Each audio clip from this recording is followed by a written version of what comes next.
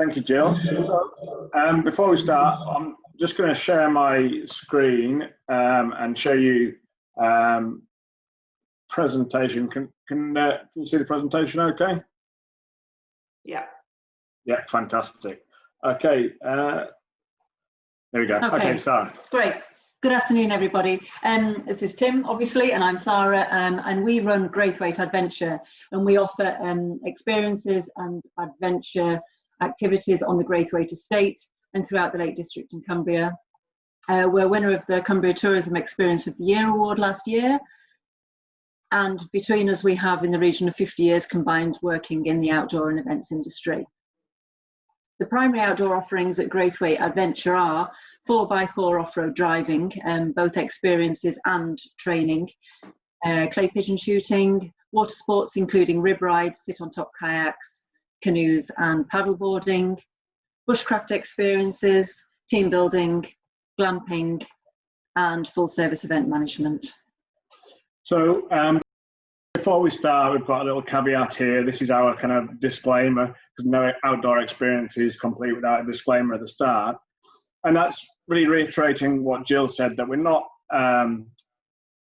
claiming to be the experts here, but we are industry professionals. By sharing our case study, we're hoping we'll give some little nuggets of information or insights that might help other people on their journey from lockdown to reopening. So really, if you look at that journey, we're quite a way on. We've still got more to do in terms of our policies and paperwork, but some people behind us, some people in front of us. We're hoping that we give some information that may be of help. Looking at the attendee list with some of the audience members, obviously there's some industry leaders on the call today. There's some organisations that have helped shape NGB guidelines, and there's individuals and organisations that Sara and I know and respect. And so really when we come to this Q&A section, we're really looking at it becoming a bit of an audience think tank. So as well as Mike and ourselves and Jill answering questions, if people have specific areas of knowledge that they want to share, then please use the chat function, and Johnny will invite you in to share your best practice at that stage. And lastly, final disclaimer, the views expressed here from Sara and me are our own, not Cumbria Tourism's. And anything that we recommend or advise or say we're doing, please use your own due diligence before you implement any of those ideas into your own policy. We thought we'd start with some good news. There's quite a lot of bad news around at the moment, obviously on a daily basis. I think with us all working in the outdoor industry, then we are ideally placed to prepare for opening. And as a result of that, and because of the things that we do on a regular basis, risk assessments are common practice for us all, and likewise too with method statements. So this shouldn't sort of be a panic area with some organisations sort of approaching the reopening. We're well practiced in those areas, and likewise staff training and development, constantly upskilling, and working within NGB guidelines is common practice for us all, working with the national governing bodies that are relevant to the activities that we all deliver. We're also well practiced in controlling groups and individuals within an outdoor environment. This isn't a new territory for us. And I think, as I'm sure Jill will back me up and many others, that this is potentially a very good time, a strong domestic market with staycations hopefully in a strong position where fewer people are confident about travelling overseas, less confident with overseas travel. So that could obviously work in our favour in terms of the domestic market. The outdoors has been promoted as the safest place to be during this pandemic. It's the healthiest environment in terms of transmission perspective, but also for physical and mental well-being. It's the safest place to be, and that is sort of quite evident in the number of people that have flocked to the lakes over the last few weeks, regular visitors, but also some new visitors being attracted as well. So if we look at our journey towards reopening, what we've done is, this isn't our own, this is somebody else's model which we've been applying, but we've been sense checking all our plans against 6 key parameters. The first of all, is it safe, and is it safe to all our staff, participants and the general public? is what we're planning lawful? When we're looking at whether it's lawful, we're really looking at the guidelines of the government and the relevant NGBs or national governing bodies. Is it evidence-based? Okay, so can we back up our thoughts and actions? Is it socially responsible? Is it clear what we're trying to achieve, and are we communicating that clearly to our key audience? And is it realistic? Is it realistic at that time? So if we move on, we're just going to look at a very brief case study, and we're going to look at our clay pigeon shooting ground. The reason we've chosen this is that is the first part of our operation that, or our activities that has become operational. So first of all, sense checking, is it safe? We found out in our research that it is safe for people with their own guns and licenses to come and do shooting with us. Unfortunately, it's unsafe for people who require lessons due to touch points on equipment and the proximity of the instructor not adhering to the 2-meter social distancing rules. This gave us an operational challenge because generally 5% of our business was gun license holders, and 95% was novice shooters and first timers. So we really had to change what we're doing on the site to enable ourselves to work under these parameters. Is it lawful? Yes, it's lawful under the government guidelines that came into force on the 13th of May, and also our national governing body for clay pigeon shooting, the CPSA, released guidance on a return to shooting. So it's lawful under both of these parameters.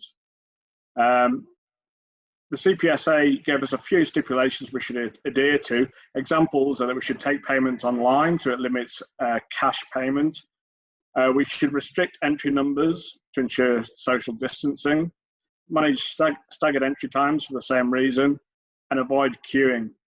With all this in mind, what we decided to do was take only one booking at a time on our site so that the bookers got exclusive use of the site, so they could really adhere to social distancing, and it also gave them the confidence to go forward with bookings.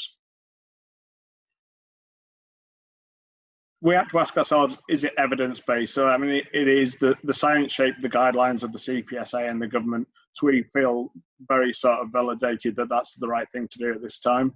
Is it socially responsible? Yes, it is. There's a limited risk of infection compared with daily exercise, and there's no impact on the host community or local residents. And we're keeping our staff safe as well. So the next thing, are we communicating this clearly? The way we did this, several steps. First of all, we produced a video and posted it online detailing the partial opening, the rules of that partial opening, and also the responsibilities of participants if they choose to take part with us. We reiterated these arrangements on the telephone at the time of booking. We had site signage again to reflect these arrangements. And on arrival, we gave a clear verbal briefing, socially distanced, of course. So we reiterated these rules throughout the customer journey to make sure the communication was clear and effective. And lastly, is it realistic? We decided it was realistic, and so we have gone ahead and opened with these restrictions in place.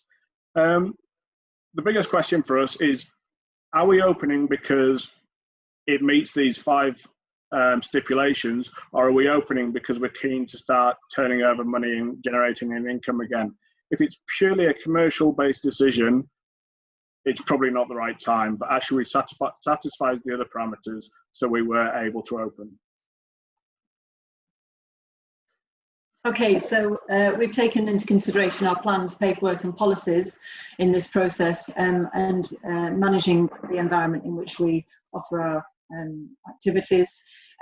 So on the site at Graythwaite, as a fixed site, then we need to consider the increased volume of people in a restricted area. So looking at the pinch points, and equally so the touch points. So that takes into consideration the contact that any guest would have with equipment, buoyancy aids, outdoor furniture, for example. Obviously, signage and messaging was to be clear and obvious throughout the site. Clean policy needed reconsidering. And then obviously the availability of PPE. So we've taken the decision that obviously our staff will all be provided with PPE, but we've made the decision that we'll not be providing guests with PPE equipment. And then obviously social distancing measures around the site as well. Training, so we've got a mixture of full-time, part-time and freelance staff. So we've considered how we're going to approach that in terms of training them on the health and hygiene, upskilling where required.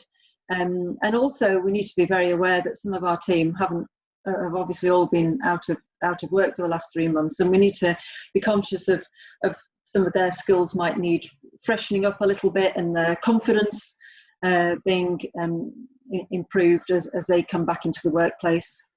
And it's about our staff understanding all our plans and policies, so that they read the documentation. Not only do they read it, but they have to understand it as well. Staff off furlough, this is a tricky area obviously for all of us as business owners. We need to make sure that there are sufficient bookings to be able to pay salaries in its entirety or partially between now and October, the end of the season, and when the current furlough scheme expires.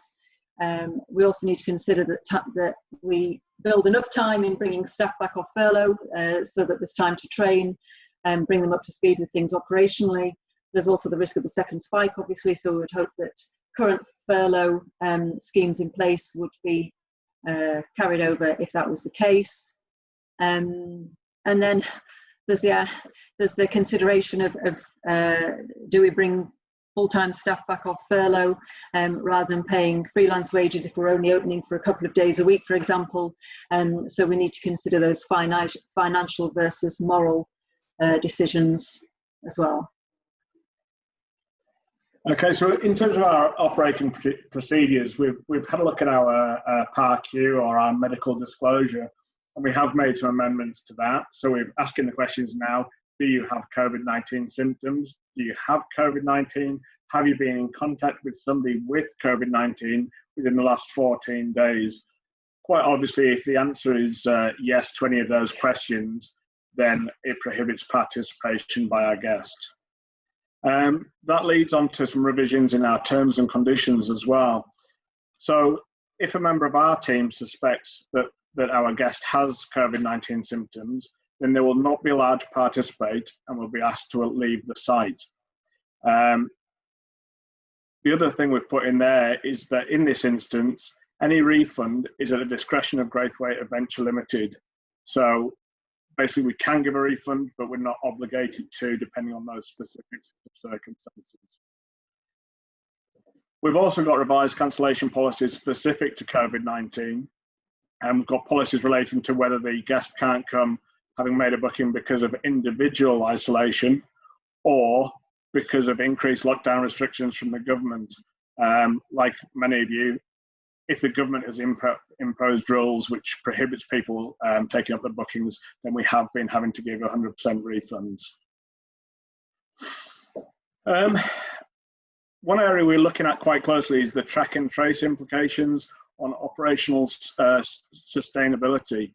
So basically, we're a very small team, a very small staff. So if somebody does come on site with COVID-19, or we come into contact with them and our colleagues, then essentially we will all have to self-isolate for 14 days, and that will render our business closed. Okay.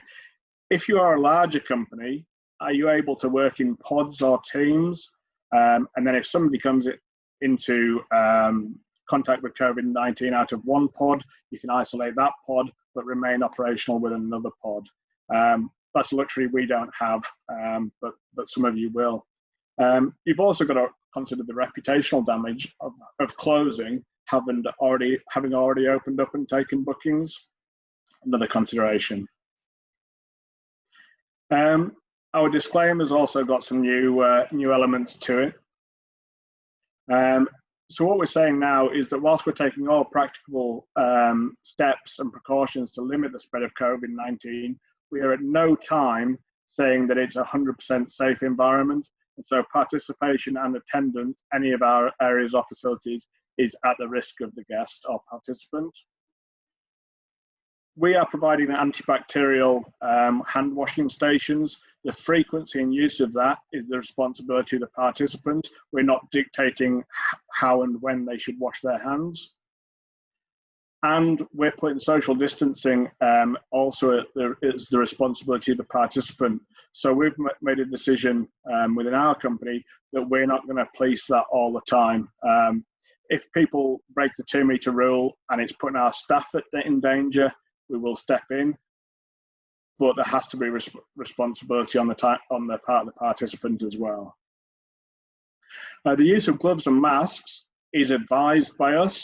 But as Sara mentioned before, we'll be providing PPE for our own staff members, but not participants. So gloves and masks will have to be brought if they want to be worn. And then this final one I think is very important in our industry. By participating in the activity, people are accepting that in the instances of rescue or first aid scenarios, the instructor will dynamically assess the situation and the risks and may deem it necessary to break the 2 meter social distancing guideline. We feel without having this in our disclaimer, basically we can't operate safely. People have to accept that if there's a safety situation, 2 meter social distancing won't be adhered to. Okay, so that's the disclaimer.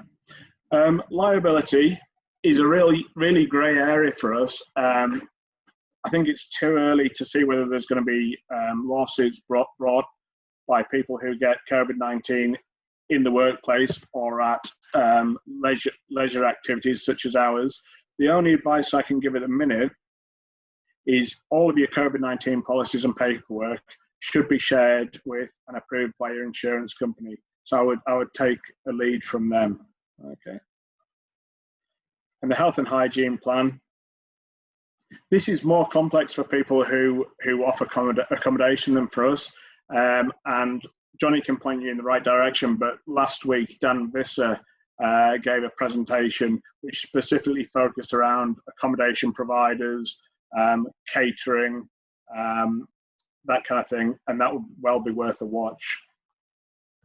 But then there's difficulties. So reading the British Canoeing advice on cleaning boats, I think it was really pretty much a copy and paste from their policy on biosecurity measures, but it suggested that once you've cleaned the boat, there should be a 72-hour period before that boat is then used by another participant.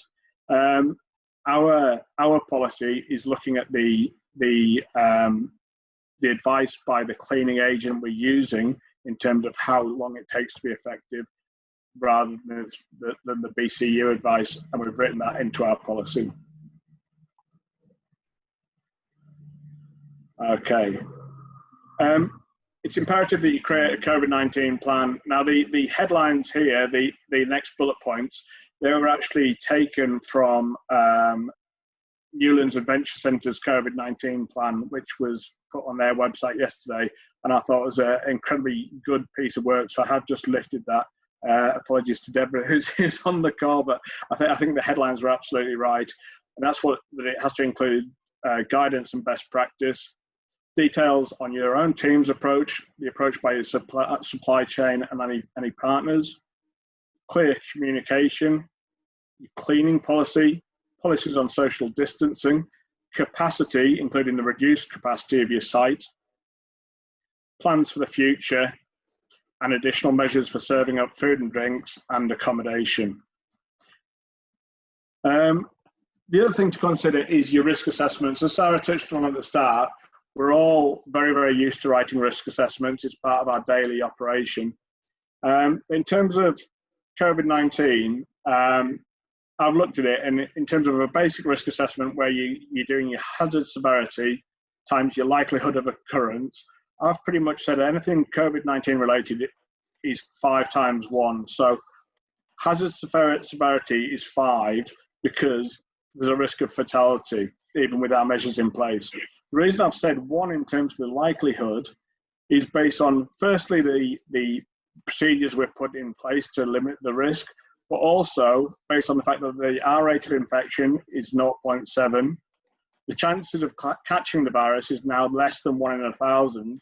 And the scientific advisors from the government are saying that the chance of dying from the virus is between 0.5% and 1%. But I'm sure a lot of people will have their own views on that approach to risk assessment. The other thing with the data review on the risk assessments, generally when I write a risk assessment, I'm doing the review date 12 months hence. Currently, I'm doing it 12 days hence, or even a couple of days hence as the landscape changes. So these documents really have to be seen as dynamic. They need to be regularly revisited and kept apace with the developments. So there's only a couple more slides, so don't worry, we are getting there. The next point would be in terms of safety and putting a strain on the emergency services. As with a lot of things in these situations, we're looking at the positives and the negatives. So the negative thing is that the mountain rescue are operating on a skeleton crew with potentially limited availability. The positives of that is that an instructed adventure could be deemed safer than a self-led adventure. So with the absence of mountain rescue or the limited availability of the mountain rescue, it could mean that people are looking at using your professional services more.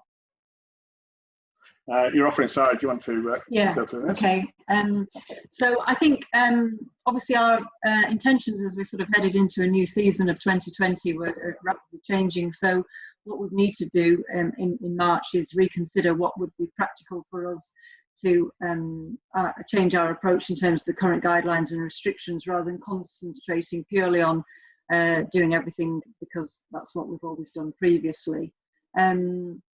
I think obviously we've taken a graduated offering, firstly opening the clay pigeon shooting site, but now also offering paddleboarding and sit on top kayaks in terms of water sports. We've taken that decision to not offer canoeing yet because of the inability to self-rescue, whereas obviously paddleboarding and sit on tops are in most cases able to be corrected by individuals.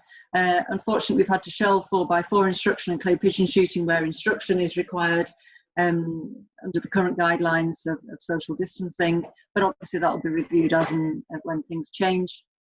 And then, you know, in terms of our offering to guests, in terms of the costs, do we keep costs the same as they are to customers? Do we charge more? Do we charge less?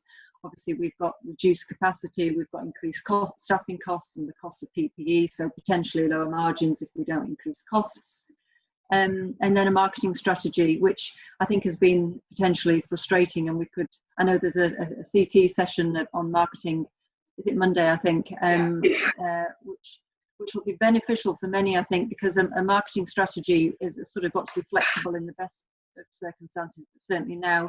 So our approach over the last 12 weeks and sort of is changed on a weekly basis is that firstly it echoes the messages that are being relayed by Cumbria Tourism, that it is socially responsible, that it's sensitive to the worries and fears that some people may have. So we need to show empathy that people are going to emerge from lockdown with all sorts of different concerns. And does it target the new audience who perhaps won't be flying off to warmer climates this summer? So we could be attracting new customers.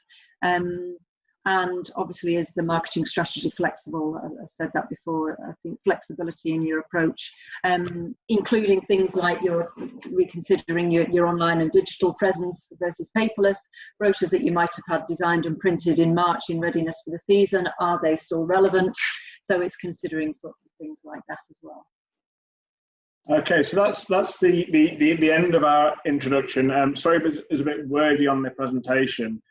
However, we'll send this presentation to Johnny, and if he wants to share it, or if it's a useful sort of checklist for anyone else, then please do it as you will. As we said, we'll be answering questions at the end, but I would like to just hand over to Mike. Brilliant. I'm saying brilliant because as I've been listening to that fantastic presentation, I thought I'll just fill in the gaps And quite frankly, there weren't that many, so fantastic job. Doesn't leave me a huge amount to say, which is great news for everyone else who's on the call. I thought, on the basis of how comprehensive what that was and the fact that we're going to go into some questions, I'll just drill into 2 or 3 of the points that you guys have covered.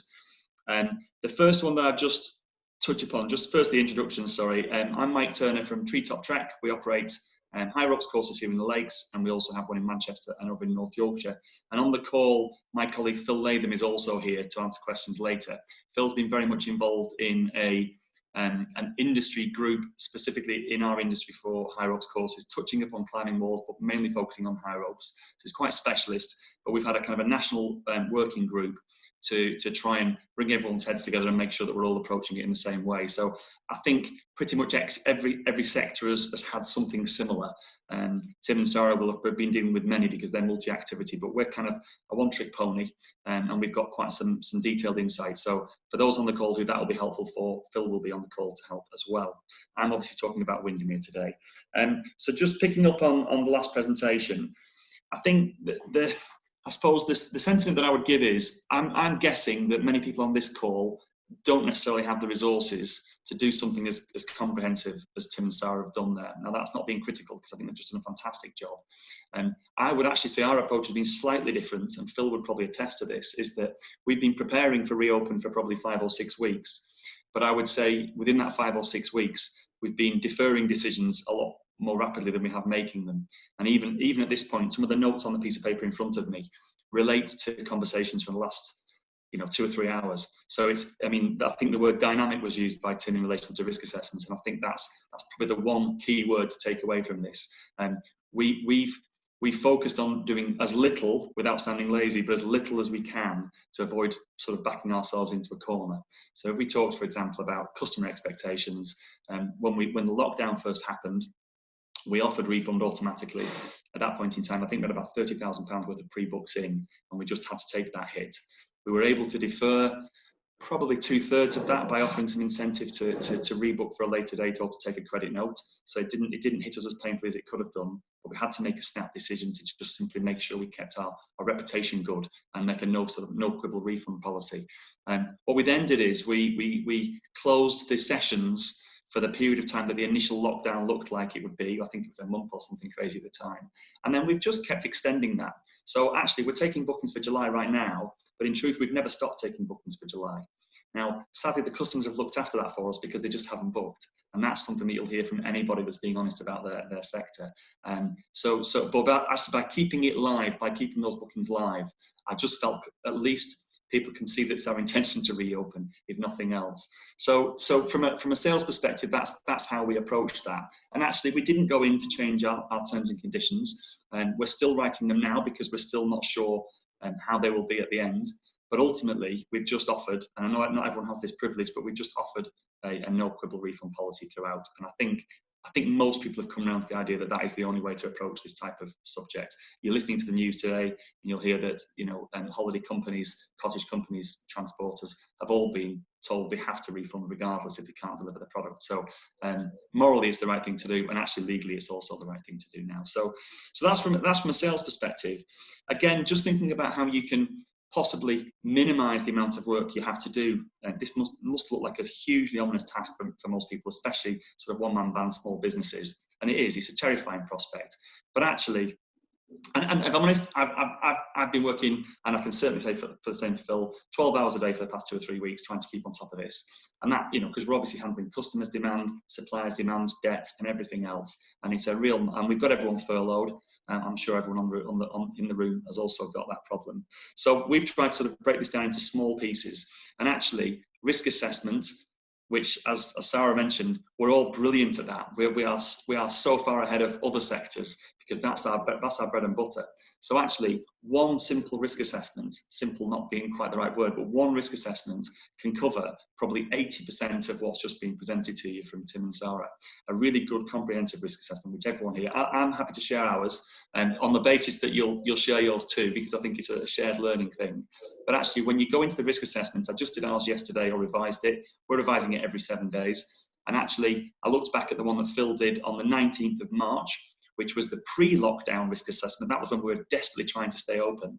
And, it's not not a huge change. There's lots of little extra bits we've put in, but fundamentally the risk assessment's the same. The interesting bit, which Tim just alluded to, is that exactly the same as us, we've got the likelihood as low. So on our risk assessment, the point one of the risk assessment is, do you have symptoms? Now, the easy answer is if you have symptoms, mitigations do not come. That applies to staff and customers, and that applies to pre-booking and it applies to on the day. And our way of managing that risk is we will give you your money back if it's 2 minutes before the session if you've got symptoms. We just don't want you anywhere near our attraction. So there is some training and some management of that, but actually, once you remove guests with symptoms, now this is where it gets a little bit vague in terms of politics, but all of the messaging at this moment in time is asymptomatic is very, very unlikely to transmit, even if they have COVID. Now, obviously take the caveat that I'm absolutely no anyway expert or doctor on that front, but that's where all the pointers are looking at the moment. So we believe once you remove point one and you remove anybody with symptoms, then in effect the rest of your risk assessment is an L for low, because in effect the likelihood of that passing on is very low. That's useful to think in terms of risk assessment for customers, but again, as Tim alluded before, it's particularly useful when it comes to staff, because just like Tim and Sara, we have a finite number of staff. And when we bring those staff back off furlough, we won't be bringing them all back in one go. It will be very much a staggered thing, so that we can manage our cost base. And we do not have the resources to lose 2, 3, 4 members of staff in one go. In fact, we've probably not got the resources to lose 2. So in that model, all of our operating parameters for the staff will be built around the social distancing, whatever it looks like in 3 or 4 weeks. It will be built around that. And it will mean that in the worst case scenario, if the test and trackers come in, and that could happen to any of us, we should be able to display to them that actually we are operating a low risk activity. The staff do not go within 2 meters of one another, have no reason to go within 2 meters of one another, and have been trained not to go within 2 meters of one another. So actually, in the event of that call-in person looking at it, we should be able to push them away and say, well, the person with symptoms has to go, but everybody else is okay. And I think that has to be applied, because if you don't start with that model, and we've looked at various scenarios, you just can't open.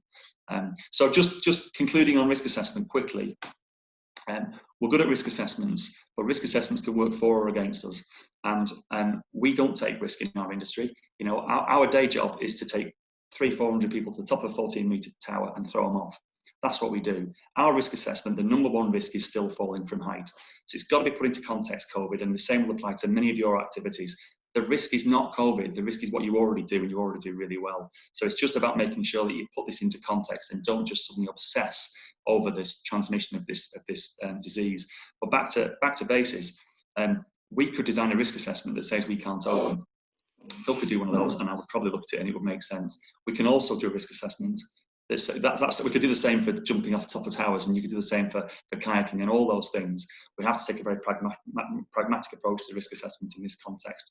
And if I just give a little example of how not to do it, we have a site in Manchester. Manchester City Council have done a risk assessment that says that none of their toilets can be opened, none of their public toilets can be opened.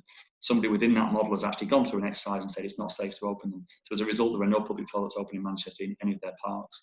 Now that's crazy, it's utterly crazy, but that's how easy it is to risk assess yourself into real trouble. I think I saw one of the questions that we might have to answer shortly, which was about toilet provision. And it really is important that everyone approaches this from a very pragmatic and sensible level and doesn't go to the nth degree that perhaps a local authority might do. So I've talked about risk assessments. I could talk a little bit about staff and furloughing. The only thing I would mention on that, and it relates to the last point I was going to raise before Tim and Sara covered it so well, was business viability. Have sight on the winter, not the summer. And I know that you probably know that, and I'm teaching you just took eggs, but I can't emphasize it enough. And we all understand how our seasonality works. We all know that we've already lost 30-40% of this year's income. And we also know that if we reduce our capacity to 50% for the next few months, then that has an equally bleak picture. So what we're focusing on is, yes, we're focusing on August, but actually it's November, December, January, February that's the real issue for us.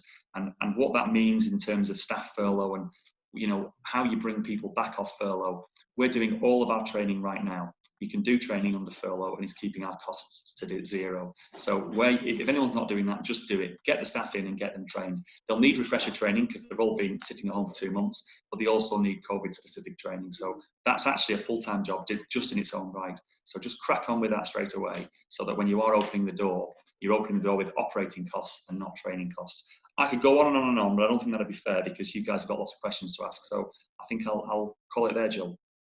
Brilliant. Okay. It's fascinating to listen to all three of you. And I can see from the questions already, there's lots of questions that are coming through about it. The first one's already been answered, which is, can we have a copy of Sara and Tim's presentation? And Tim's answered that already. That's a yes. So that's great. And there's also some relief in there, which is what this session is all about. That actually it's sharing and best practice. I feel like it's some of these sessions are a bit like when I used to go to mother and toddler group, and I found out it wasn't just me that was in that situation, and I hope that it feels a bit like that for you guys as well. And then there's something in here from Elspeth as well about some other advice and other webinars, and certainly Johnny will post that out after this session. And Pennine events, and whilst we're waiting on the government to produce a suitable guidance, also interested in what the Irish government are doing. Great advice there. So yes, we can signpost to that as well. And the Welsh have also posted theirs. I did see something this morning actually on the media that was saying that at one stage we were ahead of the game in terms of our recovery roadmap, but now we're behind. We are expecting to hear next week what the government guidance will be. And as soon as we have that government guidance, we'll be putting on some more sessions to support businesses. In terms of questions that have come in previously, there's loads actually. One was about when will we open, and how much notice will we get. So as I say, we expect that at the moment we're expecting government guidance to come through next week.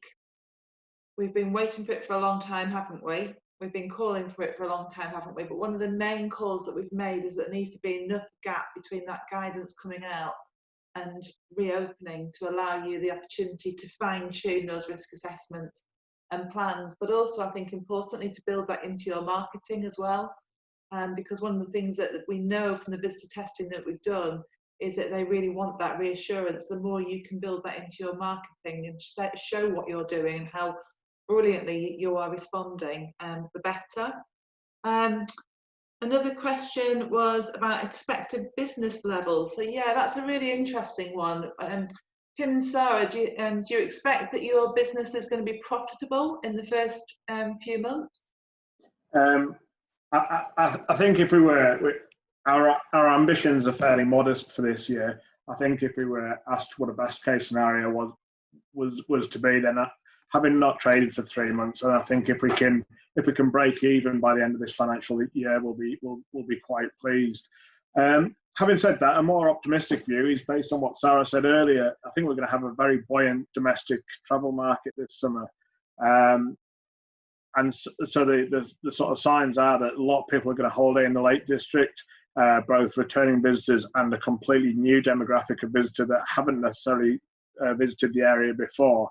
And there's a huge appetite for camping, staying in caravan parks, glamping. So I think the area is going to be very busy. So I think if you get your marketing right and target these day trippers, then you've got a very good chance of having quite a profitable year. If I could just jump in on that, Jill, and there's some facts that we can't undo, which is the sales that have already gone won't come in. So I'm taking a slightly pessimistic approach, but for good reason. So they will not come back.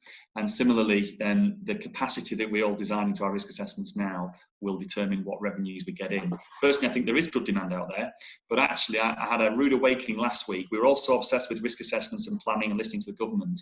We'd taken our eye off the normal key performance indicators. So for us, website hits is a normal tracker. And there's a normal correlation between your website hits and your sales. Everyone's familiar with that. The ratios will change. And we did I just asked last week, and a typical day last year, we'd have been getting 1,500 hits a day. And that particular day, we got 50. Now, that might be just me, and you guys might be a lot better off than me. And I'm just being honest about it. But I think we can't forget, confidence in customers want to come to the Lake District, and they've proved that the last few sunny weekends. Not necessarily the same customers and not necessarily spending customers, but people want to come to the lakes. But whether people are prepared to invest in a booking, risk a payment on something that they don't know will happen is a completely different story. And that's why, you know, I keep going back to the thing, you've got to publish your risk assessments, and you've got to put a thing out there, in my opinion, that says you can book without risk. Because my personal view now is, if there's any risk to that booking, they'll just hold off and just wait. So I'm optimistic that the demand is there, but we've got 4 weeks to open. And at that point of opening, I'm confident that we can do it safely, but will we make enough money to sustain it is a different question.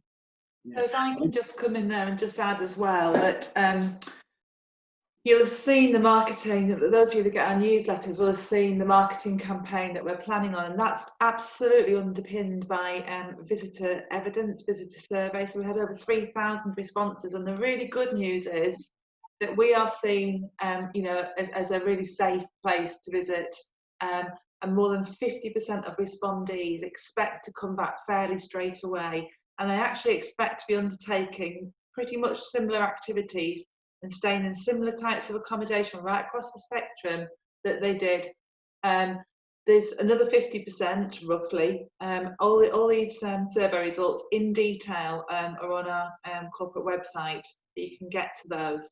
But another 50% or so are going to come. They're just going to be a little bit more cautious, a little bit slower, perhaps do less than they did previously for lots of the reasons that we've discussed.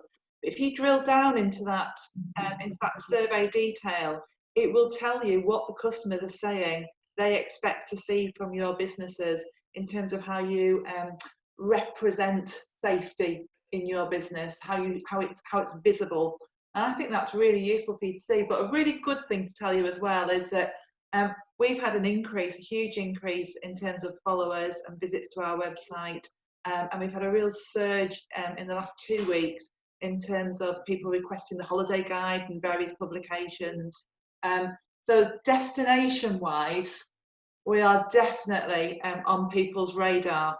I think it's now the opportunity, isn't it, for the businesses to now re-pick up that marketing and take that forward. Tim, sorry. Yeah, obviously this is a Cumbria Tourism webinar, but I think the other thing that's worth sort of highlighting is the outdoor companies that are on this call. Tourism, for some of us, makes up a huge amount of our turnover, but equally a lot of people rely on school groups and education groups and also corporate groups to enable their turnover. And I think education is a we don't do skill groups ourselves, but I know a lot of people have a business model based on that. And I think it's a very difficult area at the minute. People don't know even when the children are going back to school, even if they do go back to school in September after the government's failed attempts to get them back into education this month. Will they then be looking at external trips? So I think people who rely on education and skill groups or even corporate groups for a large percentage of the turnover, I think it's a very worrying time. I think the tourism models that Jill's mentioned, we can be slightly optimistic about them, but unfortunately that's not the full picture for some people. Thank you. And there's loads of questions coming in. One of the questions, and very hot topical question at the moment, is 1 metre, 2 metre. We did some work earlier on in the week. DCMS the government department made a call for evidence as to what the difference between 1 metre, 1.5 and 2 metres would make for your business. We had a lot of responses, which we were able to feed through, and obviously for the vast majority of businesses, moving from 2 metres to 1 metre was the difference between profitability and non-profitability. I think we're all starting to feel that item moving up the agenda. There was a piece that Johnny highlighted to me this morning in the Telegraph where Boris Johnson has said that Boris Johnson is expected to change that ruling within, was it 3 weeks, Johnny? It was mainly related at schools, but it was across the board. And he said definitely definitely from September they were looking at, but then they said in the coming weeks as well. So I think there's still a lot of question marks over when, but it's starting to look more as a when, less as an if. But it's still very vague at the moment, I'm afraid. But an interesting question that Debbie raised last week on the Keswick webinar and has come through as a question again today is You know, how do you go about, Mike and Sara and Tim, you know, how do you go about fitting safety wear, harness equipment within that 2-metre rule? And what's your plan, Mike? Shall I bring Phil? He's on the call. Can I bring Phil in? He should be able to help with that. Well, harnesses is a tricky one. So what you've got to remember is that it's useful to look at the contact tracing definitions of high and low risk contact for a start, because that helps you to decide what is a high and a low risk, and I would advise people to do that. We've taken steps to ensure that staff are not really spending time or a lot of time fitting harnesses. So because we've reduced our capacity and because of the way we're set up, we instruct the user from a social distance to do so, and then we would only step in if they're unable to really make the final tweaks, and we can do that in a way which is controlled using PPE and people facing away. And you've got to remember that these people, in theory, are not taking part in the activity if they've got COVID. So we're chipping away at those risks all the time. Yeah, I can add to that, that there's a number of different, I've heard of organisations that have put up thin perspex screens that the instructor can kind of grab round and handle it and so on. There's a whole host of things, but as Phil's just described there, the key thing is about the risk assessment is about reducing the risk in the first place. So actually, if we've got somebody without symptoms, we know we've reduced the risk significantly straight away. If we don't have any face-to-face contact, then again, we've reduced the chance of transmission to almost zero. And as Phil's just described, and it's the same for many of you, we normally help customers put the harnesses on because we're in a rush, because we need to get them through and make some money. We've halved our capacity. We've got the luxury of time now to allow people to put their own harnesses on, make a few mistakes, and we can correct them. And in almost every case, those corrections can be done by sight rather than physically getting your hands in. So it's just about reducing the risk rather than removing it. And there's just a question in here as well around PPE, which I think was answered partly when you were presenting earlier, which I think you all said that you are going to have PPE for your staff, but not have that for customers. But if customers want to wear PPE, they can. Obviously, PPE and a harness will make them wear those. Yes. But again, we're all outdoors, and again, this may be something that changes. This is why we're making few decisions at the moment. All the signs are that face masks look like they're going to become more normal, but that's only going to be in an indoor capacity. So we've removed all the indoor aspect of ours. You know, the reception's all going to be done outdoors and so on. So our view at the moment is staff have to be provided with that, so they've got the choice to wear it if they so wish, and we'll obviously do so. We won't make it a compulsory thing. Face masks, unless they're surgical, everyone knows they protect the other person but not yourself. So you can wrap yourselves in knots over this. So we're making it optional for the staff, with the exception of rescue situations where we'll obviously have to have some protocols where they have to wear it. But on the whole, it'll be by choice. Okay, thanks. There's a brilliant question just coming, which I can't wait to get to, but I will leave that for now and stay on a theme. Toilets. Mike, what are you doing about toilets? Opening them and cleaning them in the normal way. Toilets are these wonderful things with sinks in them. So I don't want to sound funny about it, but they're possibly the safest thing that you've got in your attraction, because they've got hot water and soap, so which is obviously the key tool against COVID. So the idea of frequency of cleaning, toilets need to be clean. That's a basic customer need, and it's a basic hygiene issue.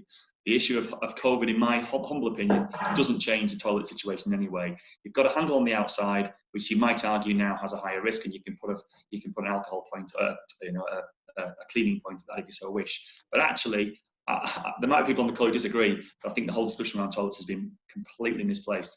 A toilet is a human need. Without it, I've seen some of the comments on here. We all know what's been happening at Felfoot and various other places. You don't have them, you create a genuine public hygiene issue, an emergency actually. You have to use them, you have to open them, and I wouldn't really see the risk assessment around the toilet any different from a normal week.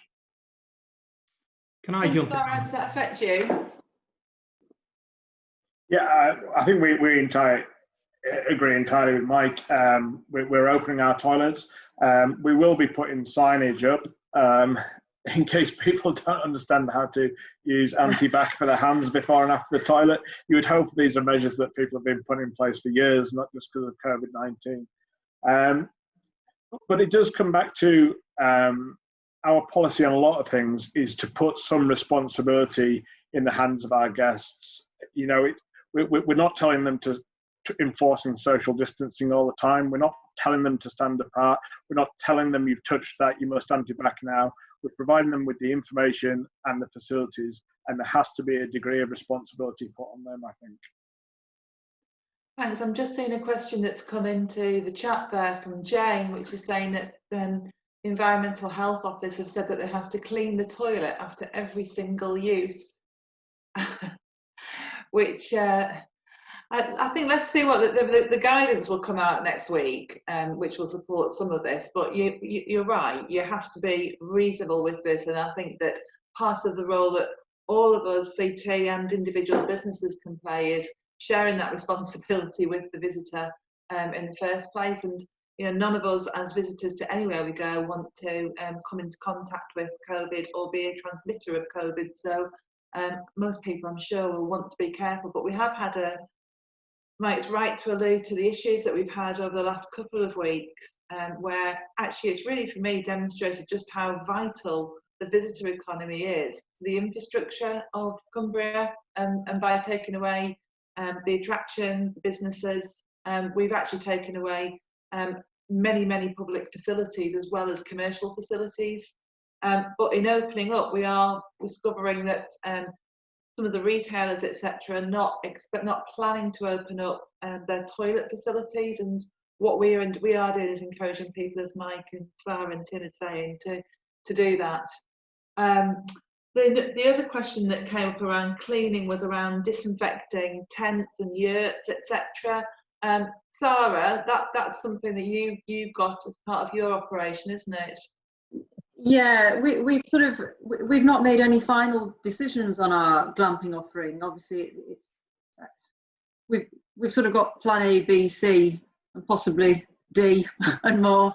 And I think, as sort of Mike suggested already, whilst we're sort of we haven't had any confirmed bookings of late. We're certainly getting some inquiries, but I think there's still a little bit of a reluctance for people to commit until they know that travel restrictions and things are possible. So one of the ways that we were considering of offering our glamping experience would be for a sort of a unique offering, and change it quite considerably, weren't we going to be, in a sort of a very personal, almost like an exclusive offering on Graythwaite Estate. So you didn't just book a bell tent. There wouldn't be any shared toilet facilities, so it would be a bell tent with your own private facilities. And then we sort of looked at whether we sort of consolidate it, rein it in even more, and do it just so that it's an exclusive site with a certain number of tents, and if you take all the tents, great, and if you only use 2 of them, then it's the same. And then obviously allow a changeover day in between, where there would be, you know, rigorous cleaning and change of everything internally, depending on which package they went into. Depends on how much content we include in those tents. So we haven't made any final decisions, have we? We haven't. I think just to return to the webinar of last week, which Dan Visser hosted, he went a lot into, I know it's a hotel, not glamping, but a lot of the knowledge and information was transferable. And he spoke a lot about housekeeping, about the cleaning products they were using, the fumigation, the fact that he's now operationally, instead of doing 7-day bookings, he's doing 6-day bookings, which allows a day in between, and that gives them time to deep clean. Going back to that cost scenario that Sara gave about whether you're actually increasing your costs to allow for all this extra cleaning, extra staffing, extra PPE. The way Dan said put it was that they were charging the same amount of money, but it was now for 6 days instead of 7 days to compensate for that extra work that's going to be carried out. And he made a really interesting point on top of that, didn't he? That actually, you know, what people normally look for in a holiday or an experience is what we're used to. But actually what they're looking for first now is safety. Whether safety is the right word or not is debatable, but they want to know that they're going to be okay. But combined with that, they still want a quality experience. And so what Dan was saying in its essence is that we're still providing that quality experience, but on top of that, we're adding this layer of support to enable you to have that. And that's your added value, if you like, in this sense. Obviously not put as crudely as that to the customer, but that's what they're trying to find a way to promote. Mike, you look like you might want to come in there. Yeah, well, I think that flags up one of the fantastic opportunities that we have as a sector, is that safety is almost a given. You know, I can't speak for every business on here, but I mean, we've spent the last 8 years marketing ourselves as a safe organisation and keeping people safe. So we've almost got the safety brand before we even start this exercise, and COVID is just a safety detail. So I think that gives us a head start over lots and lots of other organisations that are more kind of pay and play and enter. We are already geared around safety. And the other key thing to think on is in terms of social distancing, which may or may not change, we've already now got the first sign of social bubbles, what are they calling them, where you can perhaps have 2 families. So we immediately last week just started advertising family-only sessions, exclusive family sessions. We've no idea how to deliver that yet. But we know that a family group, we could make it a minimum of 10. It depends on what the model looks like in 3 or 4 weeks. But there's a great opportunity to market to people who are looking for that safety mark that Jill's mentioning. And they know that as a family group, they don't need to social distance. So back to our capacities, suddenly we've got family groups who don't have to think about any signage or any meterage. We've just got a group of people who can do things together. So there are some real opportunities within there. And I think the signs are that those opportunities will get better rather than worse. They could be famous last words between now and the 4th of July. That actually means our capacities might not be quite as restrictive as our risk assessment currently says. Thanks, Mike. There's some questions that came in advance about how we'll socially distance safely when trying to give, I suppose, first aid and step in when there's some kind of issue. I know, Tim, you covered that in your presentation because that's within your terms and conditions, isn't it? Yeah, I think at the top of the shop, you have to have terms and conditions where the participant will accept that risk, and if there's a scenario that necessitates closer contact from a safety perspective or a first aid perspective, then that's a given, and they have to accept that as a possibility. Beyond that, I think there's a couple of things, and actually Mike's touched on them both. Number one is when one of our staff go to the first aid kit, the first thing on the top of the kit will be the additional PPE. We've always had gloves, obviously for blood injuries, but now there will be a face mask as well to slightly mitigate that risk. But secondly, at that point, the dynamic risk assessment will highlight what is the greater risk. Is it the risk of COVID transmission, or is it the risk of not seeing to this first aid incident? And I think invariably, not seeing to the first aid is going to be the biggest risk because of the other elements that have already been put in place. We've got participants that aren't showing COVID symptoms. And I think common sense says if somebody needs first aid or if somebody needs rescued, then that becomes the priority. Thank you. Can I jump in on that? Yeah, sorry. Thanks, Phil. I think the attitude towards first aid and toilets is all related, actually, in that it's touching on something Mike and others have said before. You've got to have a bit of sense of perspective here now. So with the toilets, for example, it's definitely more of a risk to you if people are not able to use toilets in public parks. That presents probably a more risk than you catching COVID. In the same way, with first aid, you shouldn't. People are trained to not do first aid unless it's safe anyway.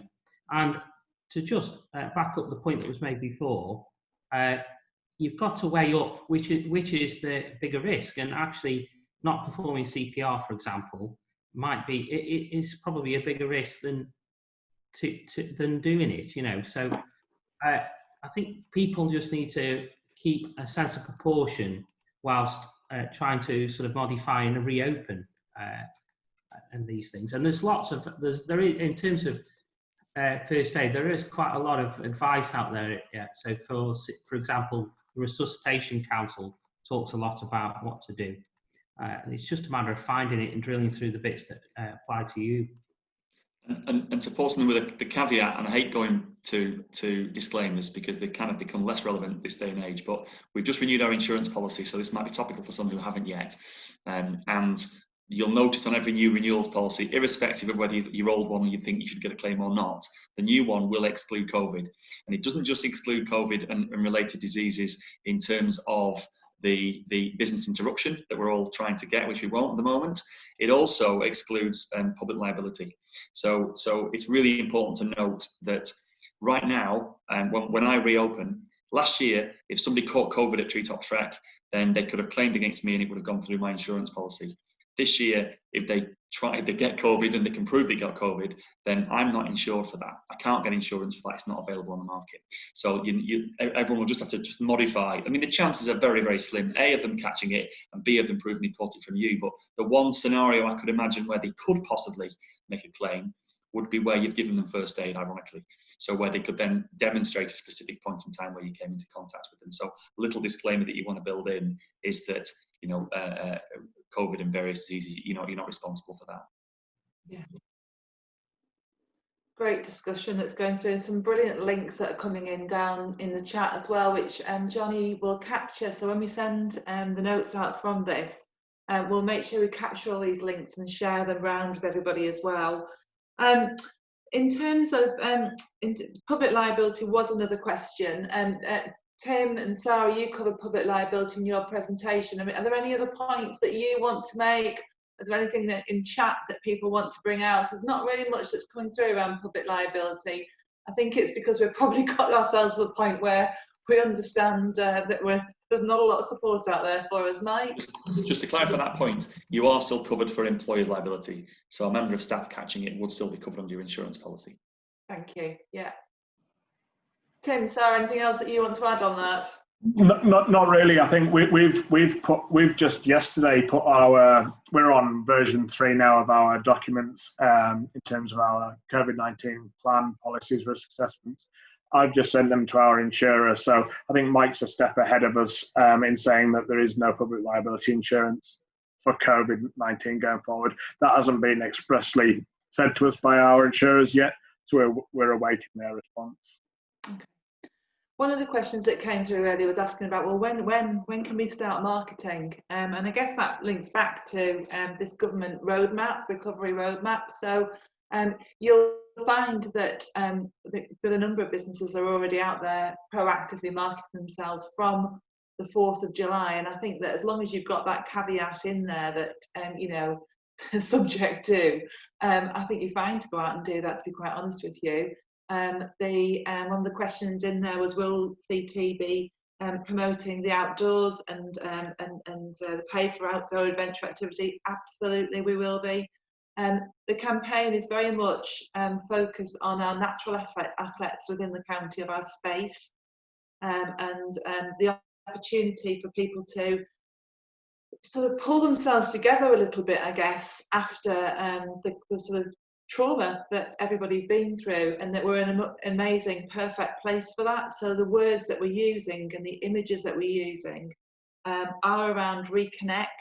So whether that's reconnect with nature, reconnect with friends, family, but they're about reinvigorate, and we see that one, and rediscover, and having fun together as groups, as families, and just using the opportunities that you have whilst you're having these experiences to really reflect on what's important to you, and all the values that we've been actually thinking about quite a lot over the last 12 weeks, and which are possibly some of the positives that have come out of this crisis, and we're a brilliant place for that. So absolutely outdoor adventure and activity is part of that, and the assets are there for you now on ct.org.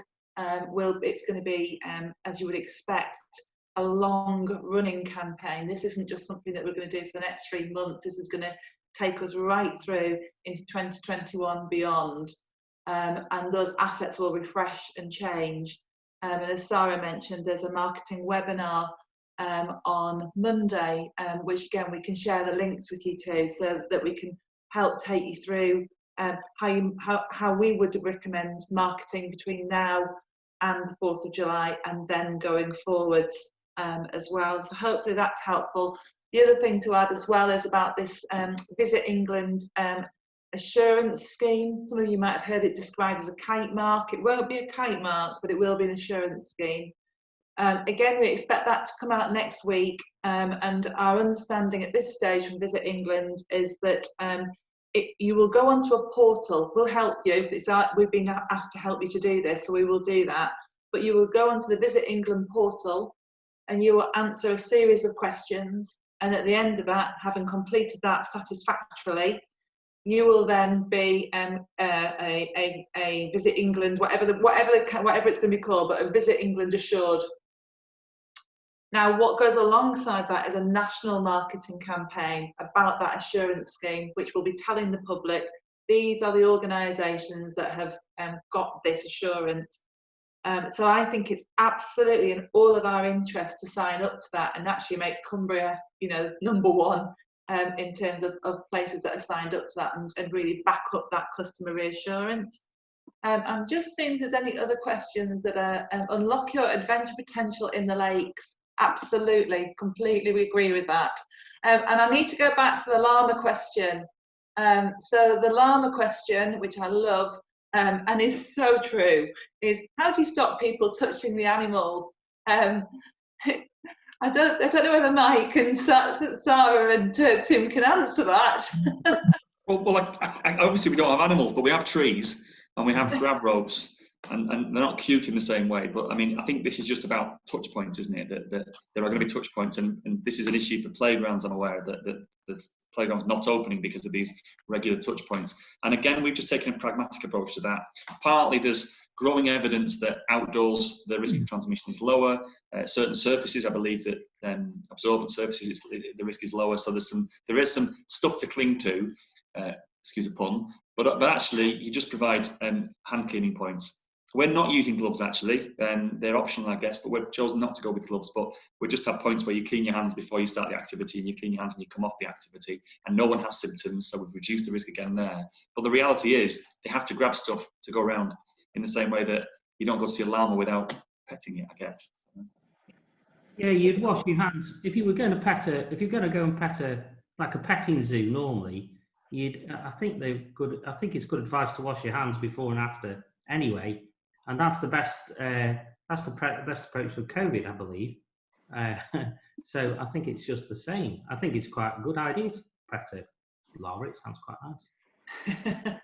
Lots of experiences for you to rediscover, Phil, in your home county. Part of our campaign is absolutely about trying to get local people who've maybe been rediscovering things on their doorsteps to take that a little bit further and stay home this summer, but not just to stay home on their own, but when the time allows, to bring friends and family and actually support our industry and support our communities and support jobs. So that'd be a major strand. And someone's asked me whether or not CT will be filtering and badging the activities that are currently open when they open. Yes, absolutely we will. We will rely on you to tell us when that is. So all you need to do is let us know, and we would be very happy to do that, as you can imagine. I think that's roughly all of the questions covered. We're about an hour and a quarter in now, and I've lost count of the amount of questions that there are. If there's anything anybody wants to just add into the chat in the next second or so as I try and sum up, we're happy to take it. And if we can't answer it now, answer it offline. I'd like to thank Tim and Sara and Mike. That was enormously helpful and insightful. And I'd like to thank everybody who's been involved today, because there's loads of sharing and best practice in there as well. So between everybody, we have provided that help group, which was the purpose of this in the first place. I think as Tim and Sara and Mike said at the start, none of us have got all of the answers, but by working together, we can put the pieces together as best as we can. And then by the time we get to that government guidance coming out, hopefully it's just a case of dotting the I's and crossing the T's, and we're good to go. Anything that anybody else feels that we ought to be covering, because this webinar came out of last week's webinar around accommodation, where there was an ask for something for this particular sector. So I'm really happy for us to look at future ones. We've got the marketing one next week. We'll be rolling out some webinars after the guidance come out, and also alongside the kite mark that we can't call a kite mark. There is one question that's come in. One concern we had in considering opening is whether we can park in car parks if it's a sunny day, or even drive along normal routes due to crazy parking as litter issues. Actually, thank you very much to Riverdeep for raising that. That's a really good point. Mike, that was something that was discussed at the business task force on Tuesday night. Yeah, there's some quite useful things came out of that. I mean, I think, you know, obviously this is going to be largely weather dependent, and whether we see a repetition of that sort of influx that we had a couple of weeks ago is down to the weather. We hope the weather's good, and therefore I guess that brings a problem. But Steve Ratcliffe and the National Park are very aware of this. Obviously, they've taken the brunt of of some of the problems that have arisen. What they're looking at right now, and they're looking at it very rapidly, is some additional temporary car parking solutions. So that may, you know, the 28-day rule, that means you can use fields in some circumstances and other sort of municipal areas. So they are looking at it. And a meeting that we did a couple of nights ago, there was quite a few people through land and ideas in. So they're working on it right now. They seem confident they can create some contingency parking. Many of us would think that should exist anyway, and so this might be the start of a better future, because this isn't a new problem, struggling to park in valleys in sunny conditions. So contingency parking at valley heads and key locations is currently on the National Parks agenda. They are working quite quickly on it, and I think you can. I don't know, Jill, about how you contact them about what they don't know where they're going to be yet. But is everyone familiar with the Safer Lakes car parking website, which we've not talked about today, but it's been a brilliant addition? And it's the National Park system. You go onto the website, it tells you where the car parks are and whether they're full or not. And it's been really effective over the last few weeks. It was in response, obviously, to the problems that arose originally, and it won't solve the problems, because if there isn't a car park, it doesn't help. But it helps in terms of attracting and dispersing. And the idea is that they'll open up a number of contingency car parks in those conditions, put them onto that website, and that will signpost people to it. I think it'll always be a problem, but that will be a help.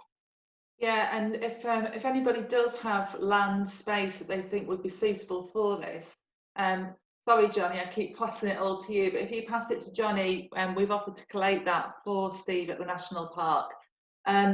The government as well, again, DCMS asked for what kinds of temporary local planning restrictions businesses would like to see.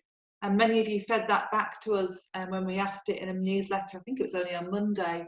And car parking, an extension of the temporary car parking licence, so that instead of just being 28 days, it could be potentially something that lasted the whole of the summer, so that where we do have those really hot days and we do have an influx, and we recognise that people can't use public transport, we recognise that people are limited in terms of being able to go abroad, etc., etc. We don't then have to suddenly panic and do something about it. Actually, we're planned in advance. All right, I think, and so there was a further question on that one actually, which was about toilets. Have the National Park and National Trust opened their toilets? The National Park definitely have. I wish Steve Ratcliffe was on this call actually, because he is from the park, because he is the toilet expert now. I don't think he ever wished to be that. And I think there have been some issues with toilets in South Lakeland in particular. They are often not run by the council, but tendered out to town council or smaller organisations. Those problems have been remedied, and I'm confident that the National Trust, as they open up their national park sites, will open up their toilets alongside that. Yeah, I think that just emphasising the summing up point is we all need to get open as quickly as we can and do it positively and get the toilets open. Steve himself said one of the problems, some businesses had started opening and weren't opening the toilets, which was obviously amplifying the problem because they were selling stuff, largely catering, and not being able to accommodate the after effects. So I think that message about getting open as quickly as we can in a responsible way, that is going to help the communities. This isn't about creating a fortune for ourselves anymore. The sooner we can get ourselves open and give the people who are coming to the lake something to do and give them places to go, the better for everybody. Great, thanks, Mike. Massive thanks to Tim, Mike, and Sara, and to everybody. I just, on behalf of CT, just like to wish everybody, you know, stay safe, but best of luck in all of your final preparations. We're here for you. Anything you need, just shout, and hopefully we'll be able to continue to bring you relevant information that you need. If we're not doing what you need, tell us, and we'll do our very best to sort that out. But huge thanks, and stay safe, everybody.